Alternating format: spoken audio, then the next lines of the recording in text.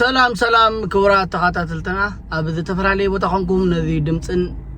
ምስልን ተከታተሉ ዘለኹም ክብራትን ክብራንን ሰላም ናይ እግዚአብሔር አምላክ ምስኩላትኩም ይኹን ባርከት ለማዓዝ በሓደ አገዳሲ ጉዳይ ናባኹም መጽየለኹ ንመልእኽተይ ንቪዲዮታተይ ክሳብ መጨረሻ ተኸታተልኩም እቲ ሰብኣውነት ወዲ ሰብ ክገብሮ ዝኽእል ንሕልና ዝዕርፍ ስራሕ ክሰርሑ በዘጋጣሚ መልእኽተይ ከመሓላልፈልኩም ይፈቱ ለማዓዝ መጽየል ዘለኹም መልእኽተይ ከምዚ ኣብዚ ምስሊ ተከታተልዎን ዘለኹም ዛ ወላዲትና ዝሓፍትና ማለት እዩ ወይዘሮ ንግስቲ ትበሃል ብሕማም ካንሰር ተሳቀ ዘላ ወላዲት እያ ዘራ ሓገዝ ሰዓትታላ ዝላቱ ስቃይ ዝላቱ ቃንዛ ብጣዕሚ ከቢድ ምዃኑ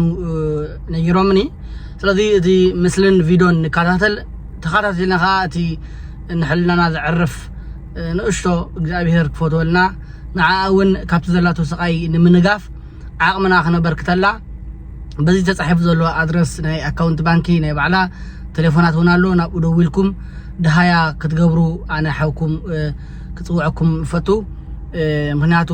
ኣብዚ ግዜና ብዙሓት ጽጉማት ዝበዝሕሉ ብዙሓት ብሕማም ተሳቀይሉ ዘሎ ግዜ እዩ ኩሉ ሰብ ኢዴድካ እንዳበለ ነቲ ዘጋጥም ዘሎ ጸገማት ኣብ ምፍታሕ ይዝርከብ እዛ ወላዲትና ሓፍትና ከዓ ኣካል ናይ ጸገም ስለ ዝኾነት ብጥዕና ብሕማም እትሳቀ ስለ ዘላ ንሕና ከዓ ከም ሕብረተሰብ እቲ እግዚአብሔር ዝፈቶ ስራሕ ንዝሓመሙ ምሕረት ንኽገብረሎም ምጽላይ ደገፍ መሃብ ኣጆኻ ምባል ካብቲ ስራሕ ኣምላኽ እሞ ንሕና ከዓ ከም ሕብረተሰብ ብዓቅምና ነቲ ዘሎ ጸገም ክንካፈሎ ኢዴድ ካይልና ንዝሓፍትና ካብቲ ዘላቶ ናይ ሕማም ጸገም ክነናግፋ ዓቅምና ክነበርክት መልእኽቲ ብድጋሚ የመሓላልፈልኩም እዚ ቪድዮን መልእኽትን ስምዕዎን ተኸታተልዎን ክሳብ መጨረሻ ማለት እዩ ሸር ብምግባር ከዓ ናብ ክሕግዙ ዝኽእሉ ሰባት እውን ሸር እንዳገበርና ነባፅሕላ ማለት እዩ እግዚአብሔር አምላክ ሙሉእ ምሕረት ይግበረልኪ ዝሓፍተይ ጽባሕ ንጎ ካብ ዘለኽዮ ወፂኺ ንኣምላክ ተመስግንሉ ንሕብረተሰብኪ ተመስግንሉ መዓልቲ ይፍጠረልኪ ኩልኹም ኢዴድካ ንበል ኩላትና ኢዴድካ ንበል ሸር ንግበረላ ኣብ ጸሎት ከዓ ንዘክራ ማለት እዩ بتعمل زحزني سلستمعكم أزيه مسجن نتفيدون كتاتلو thank you አስቸኳይ የእርዳታ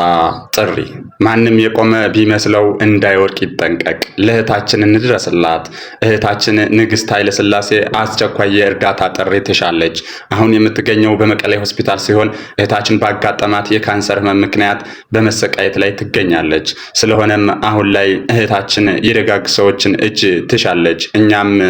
ጓደኞቿ ለእህታችን ቀኝ እጃችሁን እንድትዘረጉላት እያል በጌታ ፍቅር እንማጸናለን ለበለጠ መረጃ ራሷን ለማግኘት በ0914 52 20 40 ደውለው ማግኘት ይችላሉ መርዳት ከፈለጉ ደግሞ አቢሲኒያ ባንክ 32 30 36 25 ንግስት ኃይለ ሥላሴ ብለው መርዳት ይችላሉ ሰውን ለመርዳት ሰው መሆን በቂ ነው እህታችን ንግስት ኃይለ ሥላሴ በመቀሌ ሆስፒታል ትገኛለች